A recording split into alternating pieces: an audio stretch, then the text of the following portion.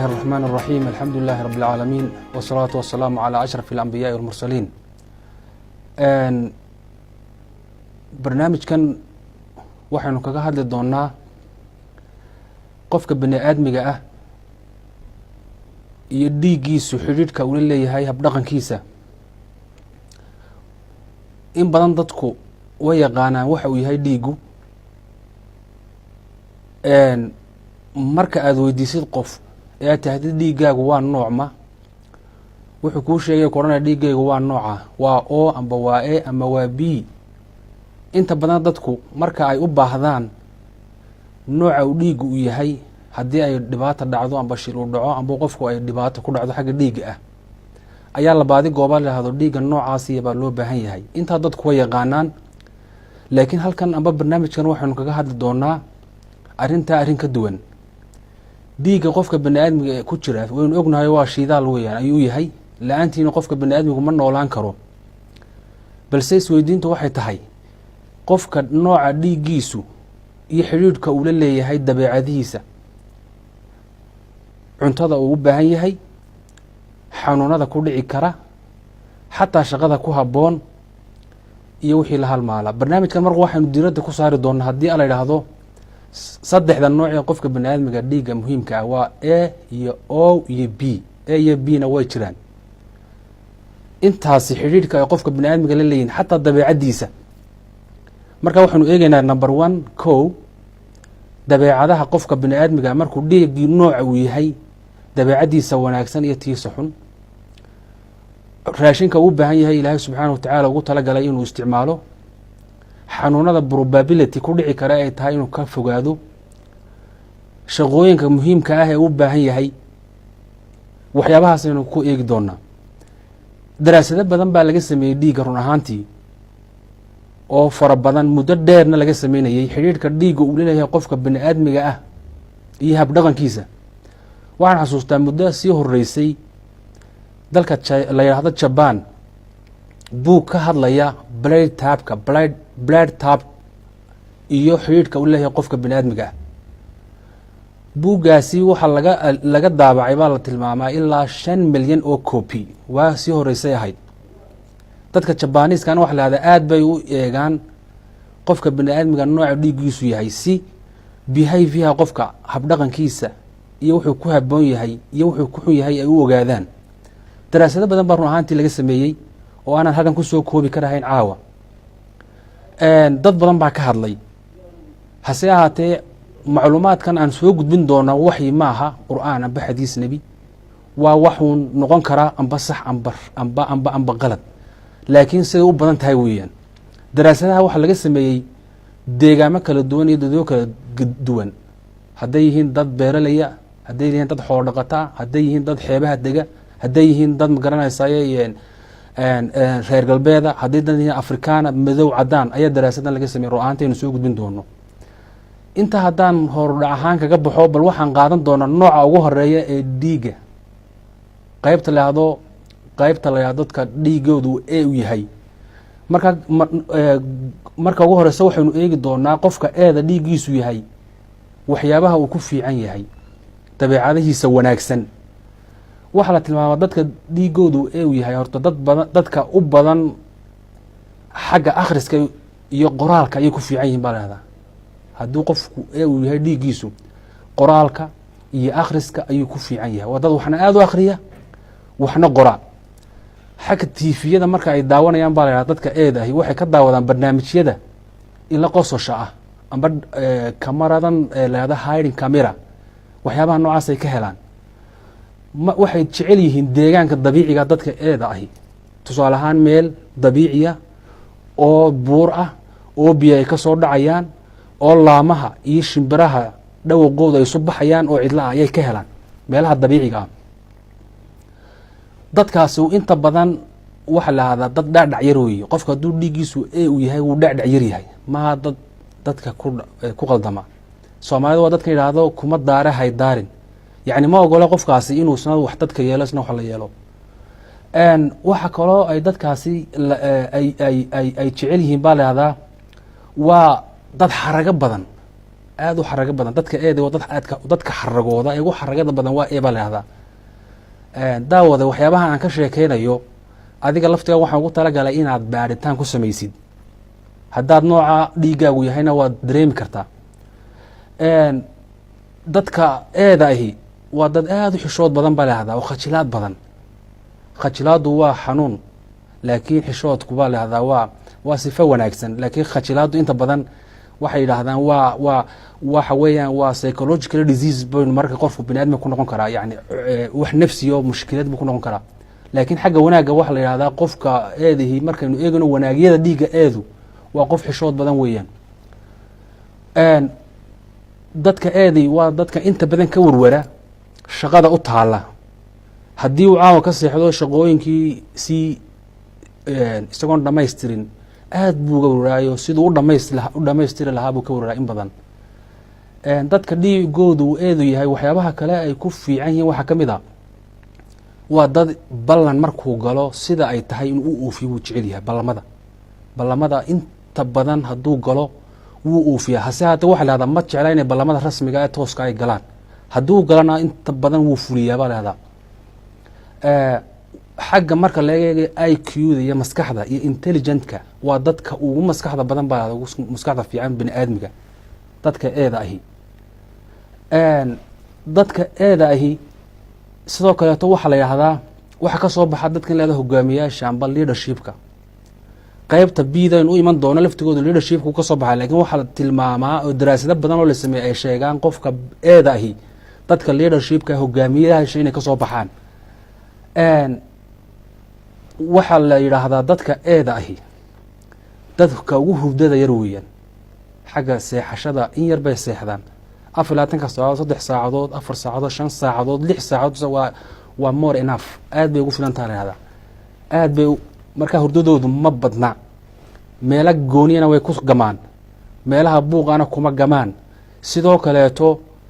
waa dadka ugu dareenka badan haddii laga sanqaro isla markiiba buraaruga ayaa lagu tilmaamaa arinta kale xiisaha leh waxa weeye aan doonaya inaad baaritaana ka samaysaan waxaa la yidhaahdaa dadka eeda ahi xagga guurka markay noqoto waxa nasiibkoodu kusoo hagaajiya inta badan dumar fool xunxun dumarka qurux badan nasiib uma helaan bal taana waad baari doontaan idinka laftiguyniyo inay aragtidaas ay sax tahayeen kale waxaa la yidhahdaa dadka eeda ahi dumarkoodu amba xagga maaragtay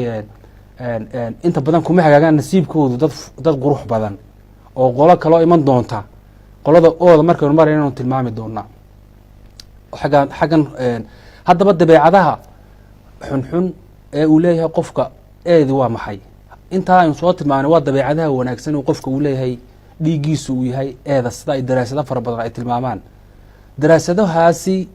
aynu inta badan cuskanayno aynu inoo ah meel aynu u noqonayno waxay tilmaamaan qofka eeda ay waxyaabahu ku xun yahay waxaa ka mid a waa dad aada u cadho badan weeye waa dad dabeecaddooda aanay wanaagsanayn waxa kaloo la tilmaamaa dadka dhiigeedu uu yahay waa dadka ugu warwarka badan warwarkoodu uu badan yahay waa dad warwar badan oo warwarkoodu uu badan yahay xataa waxa la tilmaama qofka eeda ay markuu telefoonku kusoo dhaco saa u eego in badan buu ka fikira talo qofkaa kula soo hadlay telefoonku muxuu ku weydiin doonaa haddii xataa gurigiisa laga soo hadlo talo ma mushkilad bay sheegayaan in badan buu ka warwaraa marka waa dad warwar badan taasuna waata samaysaa in hormoonaad fara badan ay calooshiisa ay ka soo baxdo oo ay raadayso oo xanuunadan aynu tilmaami doono goordhow waxyaabaha sababaanba ka hoos gareeya waa warwarkaa faraha badan ayaa ka mid a waxaa la tilmaamaa o kaleeto dadka dhiigoodu uu yahay dhinaca markaynu eegno dabeecadihiisa xunxun waa dad hadday maalan dadka balwadaha hadday isticmaalaan qaad oo kaleeto hadduu isticmaalo amba hadduu bun cabo habeen oo kaleeto ma seexdaan hurdadu ma timaado waa waxyaaba la eegay weeye waxyaabaha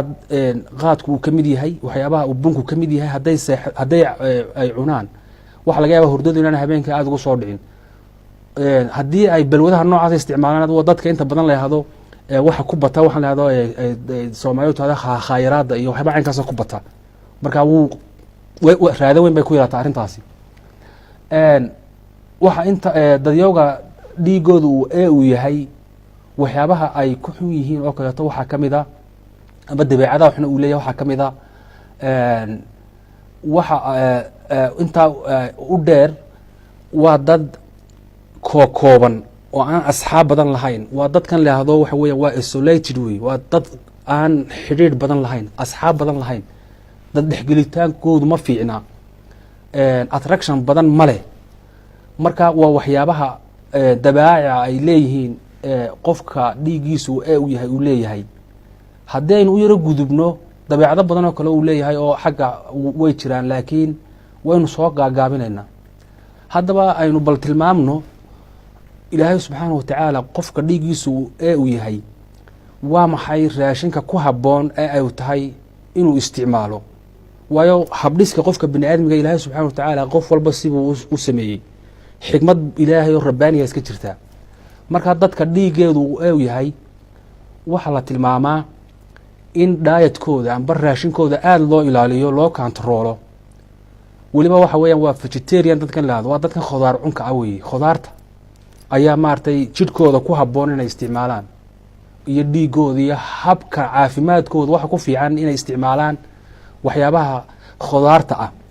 sidoo kaleeto waxa ku fiican baa la yidhaahdaa ku habboon inay cunaan waxaan lahahdaa hilibka cad. hilibka cad waxaanu uga jeednaa waa digaaga iyo kalluunka iyo wixii la halmaala inay isticmaalaan baa fiican ayaa la yidhahdaa marka caafimaadkooda la eegayo. sidoo kaleeto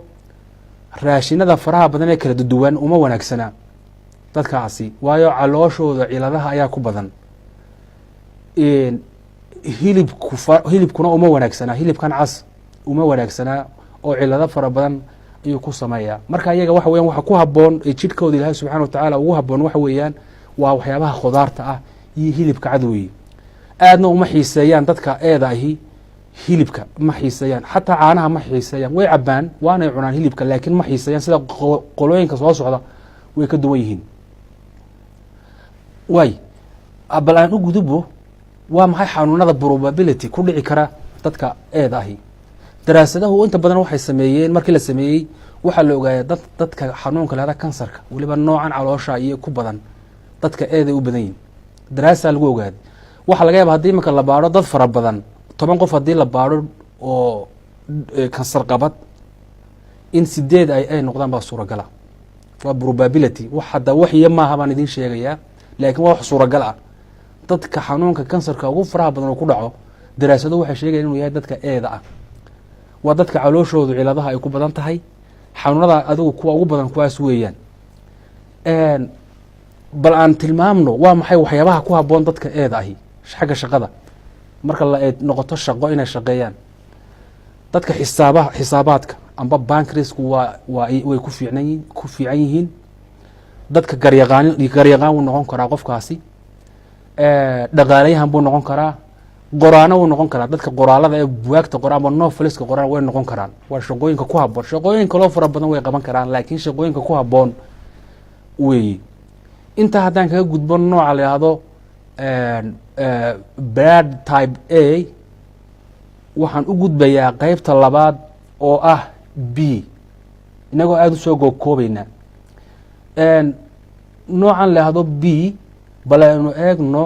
waxyaabaha horta marka hore ay ku fiican yihiin. dadka bda ahi waa dad dabeecadoodu ay wanaagsan tahay, aada u dabeecad fiican baa lagu tilmaamaa. waa dad dhaqan wanaagsan baa la yidhaahdaa. waxaa la yidhaahdo kaleeto waa qof hogaamin kara wax laftigiisu, oo xagga kaa kala wadaaga dadka eeda ah xagga hogaaminta iyo leadershipnimada wuu kala wadaaga baa lahahdaa. waa dad hogaamin samayn kara baa lahahdaa. waa dad maareyn kara mashaakilka, mashkilad kastoo kusoo dareysta waa dad maareyn kara. problemska way maareyn karaan. waa dad wixii mushkilada maareyn kara ayaa la tilmaamaa. waxa kaloo la tilmaama waa dad waxa ay doonayaan gaadha. haddii uu himlo tilmaamsado himladaa waa dad xaqiijin kara weeyaan, oo aan ka daalin ama aan dismoral oo kale aanu ku dhicin. halka eedu qofka eedu haddii ay problems kusoo baxaan isagoo doonaya inuu wax gaadho waxa withdraw buu ka sameeyaa, wuu ka tegi karaa baa la yihahdaa. laakiin qoladan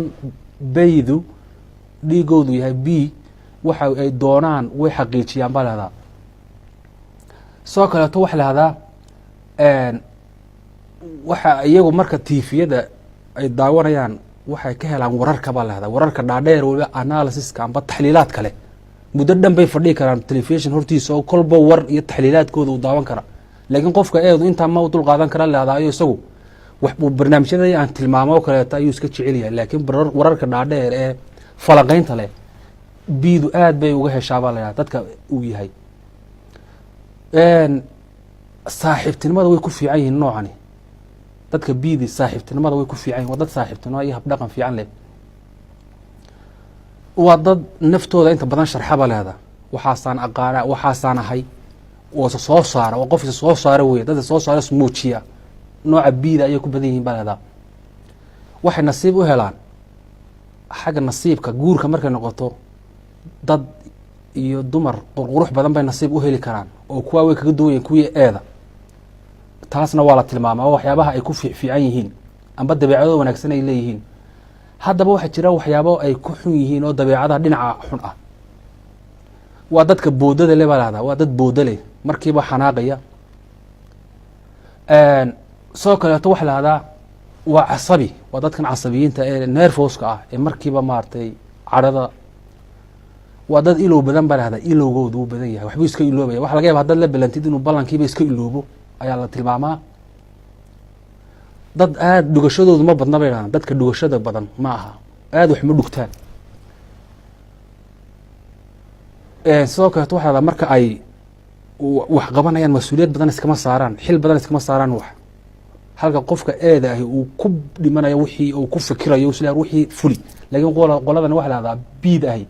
mas-uuliyad badan iskama saaraan wixii ay qabanayaan haddaba cuntada ku habboon waa maxay noocan biid ahi number one horta waxa ku habboon baa lahdaa waxyaabaha caanaha iyo wixii laga dhambaasho wixii laga sameeyo caanaha waa raashinkooda koowaad ee jidhkooda ilaahay subxana wa tacala siduu abuuray ku habboon cuntooyinka midhahaana way u fiican yihin naftooda iyo jidhkooda habdhiska iyo qaabka jidhkooda waxyaabaha midhaha ee firiga ah kuwaasna way ku fiican yihiin baa lahdaa shaaha oo kaleeto way iska okay baa lahdaa xanuunada ku badan baa lahdaa biida aada hawla yaabina laakiin daraasooyin baa la sameeyey qofkow waad baari kartaa xanuunada ugu faraha badan waa xanuunaha maskaxda iyaga ayaa ku badan nooca biida ah xanuunada maskaxda iyo waalida iyo waxaasa ku badan 10 inoo waalwaala nimanka haddaynu soo qabano magaalada hargeysa dhex maraya oo 10 kaba la baadho dhiigooda waxa laga yaaba 8 inay bi yihiin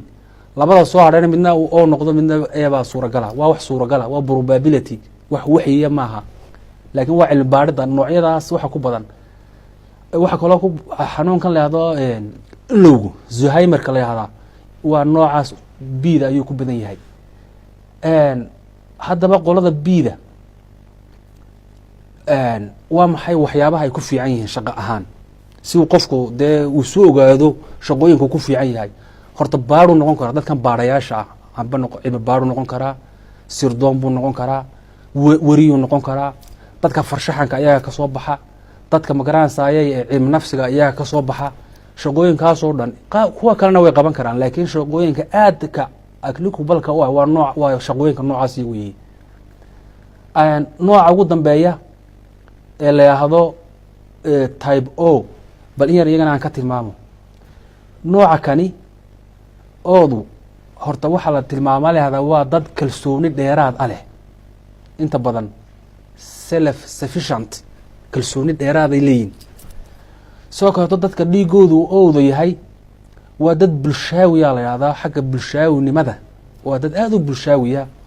oo firfircoon oo isla markaasi inta badan inay kasoo dhex baxaan dadka ka muuqdaan ayay jecel yihiin waa dadka caanka noqda weeyaan dad caan inay noqdaan oo mujtamaca ay ka dhex muuqdaan ayaa weeye dabeecadooda ay jeceshahay oo waa dad attraction bay leeyihin soo jiidasho waa dad adkaysi badan baa lahada jidhkooda xataa jidhkooda difaacooda adkaysigu u leeyahay waxa weya xataa xanuunada difaac bay u leeyihin qofka eeda duriga uma adkaysan karo xataa hadduu u yahay laakiin dadka oodahi waa dad adkaysi badan systemkooda jidhka ayaa adkaysi ule baa la yahdaa waa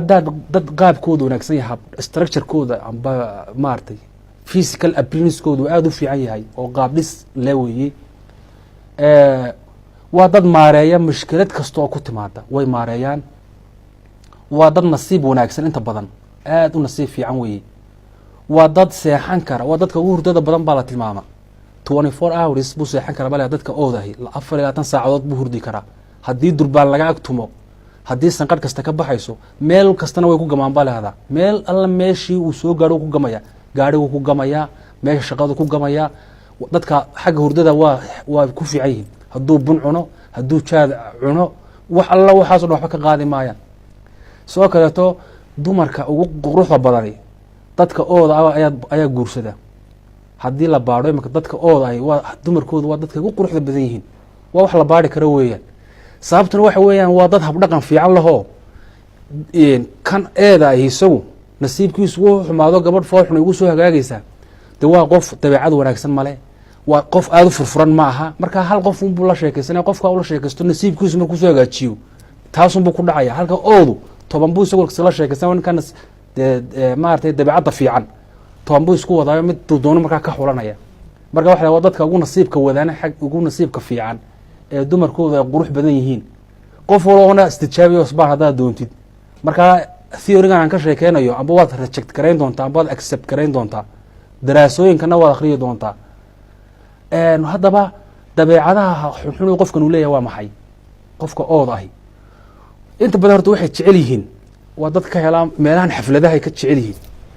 waa dad xafladun buu taagan yahay xidhiidhinta barnaamijyada inuu isagu number 1 ka noqdo inuu meel walba ka muuqdo waa dadkan ay Soomaalidu tiraahdo isqorka amba goolwadaynta dadka ku fiican baa ka soo baxay bilaa noocan la yiraahdo ooda waxa kale oo ay jecel yihiin in ay wax kasta iyagu ay ummadda ka dhex muuqdaan oo sidoo kale lama saadaalin karo dabeecadooda qof la saadaalin kara maaha 10 qof ayuu la socon karaa oo uu qof walba kula socon karaa wajigu doono marka wadad aan la saadaalin karin weeyaan inta badan wax leeyahay dad way dad ugu muranka badan way muran badan yihiin xagga muranka iyo waxyaabaha caynkaas iyo wadad aad u muran badan oo inta badan murma oo sheekooyinkoodu muran fara badan bay leeyihiin wadad inta badan dhexdhexaad ah wax kasta waa ka dhexdhexaad marka which means waxa weeyaan laba qof oo halka uma mooraya war adiga sax iyo adiga qalada wax kasta waa ka dhexdhexaad ma kala marka waa qof aan la saadaalin karin weeyii haddaba haddaynu eegno waa maxay cunooyinka ku habboon cuntooyinka ku habboon ilaahay ugu talagalay markuu qofku oo yahay raashinka iyaga number 1 ka waxa weeye waa hilibka waa hilib cun waa humuun bay u qabaan oo waxa ugu horeeya marka raashin loo soo dhigo hilib cun weeyaan marka xagga waxay ka matalaan baa leedahay wuxuushta sida dhuurwaaga iyo libaaxa iyo waxyaabaha hilib cunka ay ka matalaan oo waa dad hilib cuna weeye waa raashinkooda ugu fiican weeye ay isticmaalaan marka iyo waxyaabaha proteinska ay ku badan yihiin daad waay waxa ka soo baxa dadka buurbuuran dadka aadka u buurbuuran inta badan oo weeye way xataa stress ku ka yahay mashaakil fara badan male protein iyo waxyaabaha fatiska ay isticmaalayaan marka waa dadka buurbuuran boqolkiiba inta ugu fara badan waa iyaga dadka ooda ayuu ka soo baxaan xanuunada ugu badan ee ku dhaca waxa kamid ah xanuunada la yiraahdo skin disease-ka waxyaabahan maartay waxa kale oo xiiqda kale way ku dhacdaa dadka wax xanuunada ugu badan ay leeyihiin haddaba shaqooyinka ku fiican waa maxay shaqooyinka ku fiican waxa kamid ah dadka siyaasiyiinta ee politician ku iyagu ka soo baxa dadka suuqgeynta wax marketingka qaadada ka shaqeeya iyagu ka soo baxa baa lahada dadka la taliyaashu iyagu ka soo baxa baa lahada waliba waxa aan ka sheekeynayno shaqooyinka ay ku fiican yihiin sababtu waxa weeye waxa u suuro gelinaya dabeecadaha ay leeyihiin qofka marketingka ah waad garanaysaa waa qof furfuran qofka siyaasiga ah dadka siyaasiyiinta politician inta badan oo bay u badan baa la yiraahdaa eegada politician means ma noqon karo xataa leadership bal imanka xataa waddankan haddaynu ku abalay gareeno falsafada noocaasiya ninka siyaasiga maadaama uu wadiga arkaya maanta xisbigan buu ku jiraa xisbigan buu soo baxaya kaasuu gelaya yani waa qof ismuujin badan weeye waa qof dad dhexgelitaan badan weeye waa qof ma garanaysaa waa qof flexible ah marka dadka politicianska inta badan waxa la yiraahdaa waxay ka soo waa oobay u badan yihiin waxa markaad ku qiyaastaa dadka inaga dhexdeena ah ee politicianska ah la yiraahdo ooda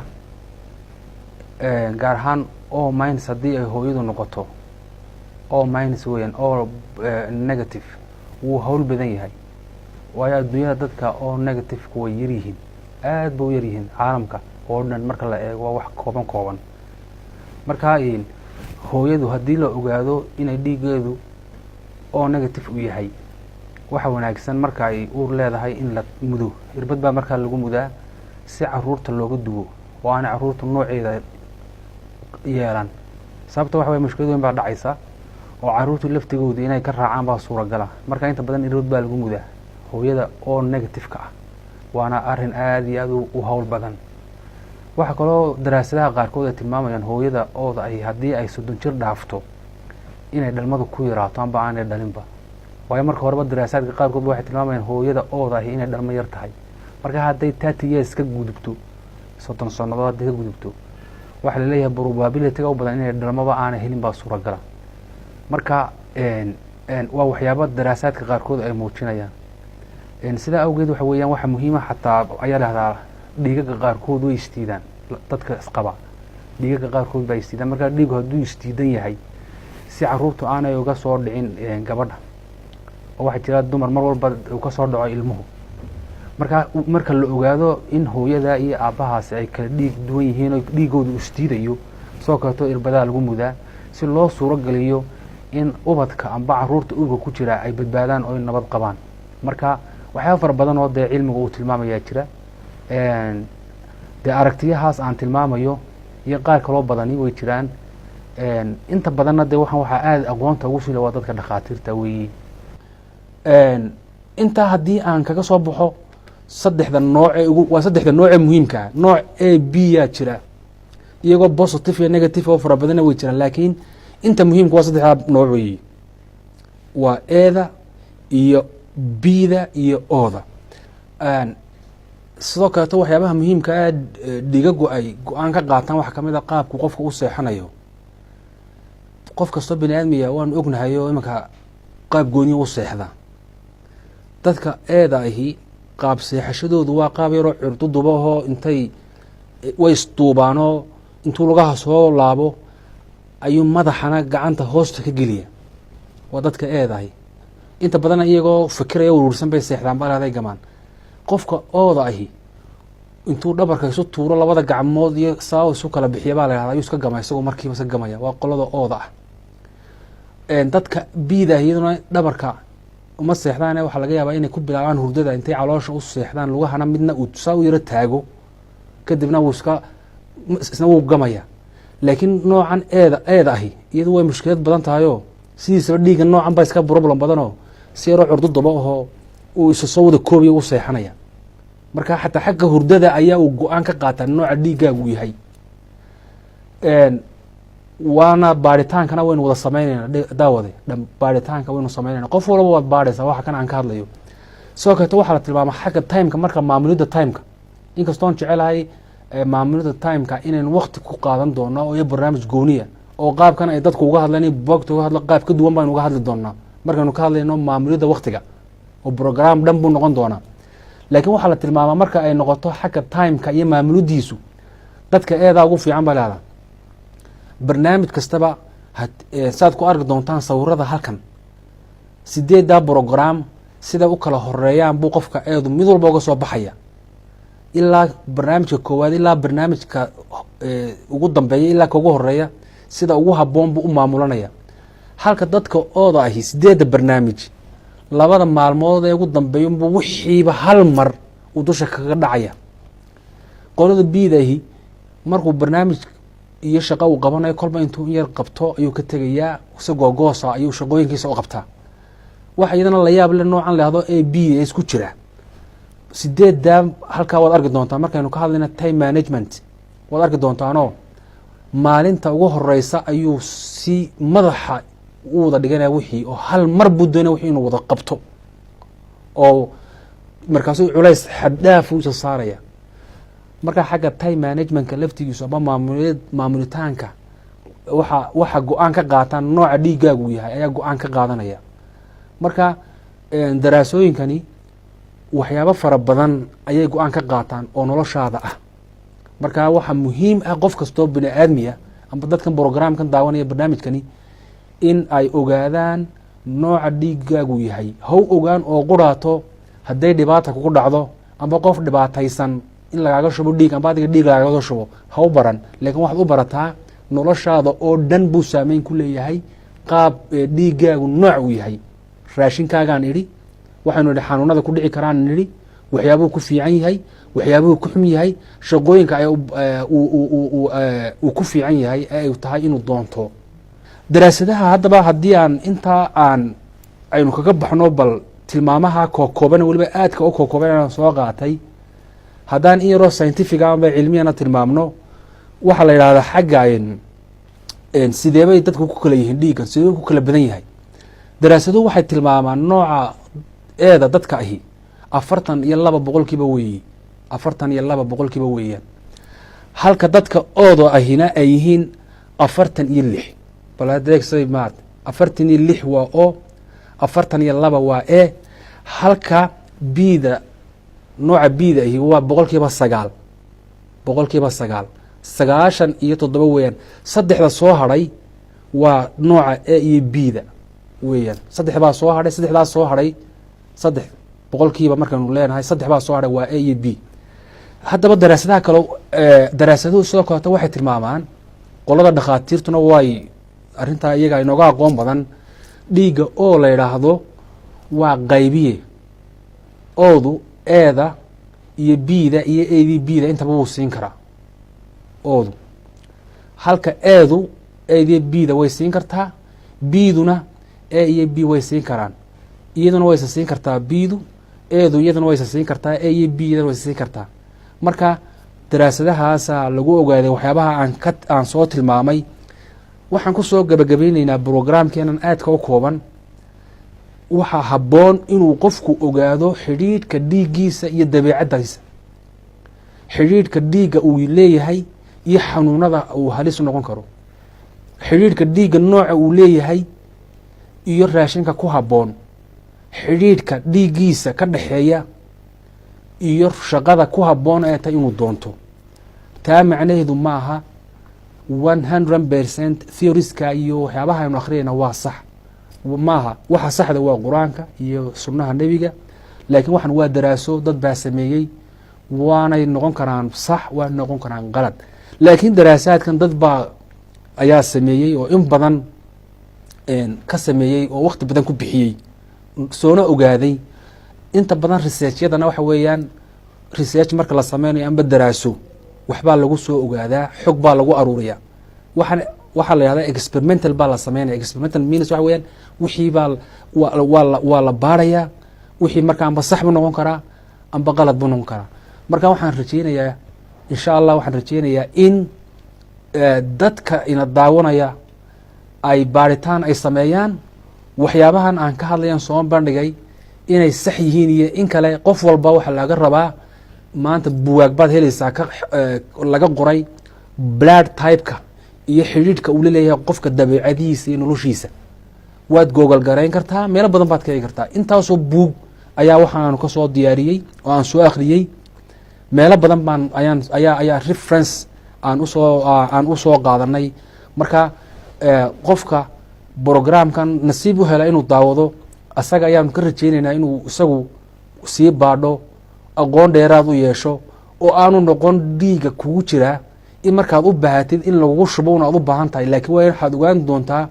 dhaqankaaga, dabeecadaada wanaagsan, dabeecadaada xun, nasiibkaaga, raashinka kugu habboon ee jidhkaaga ku habboon,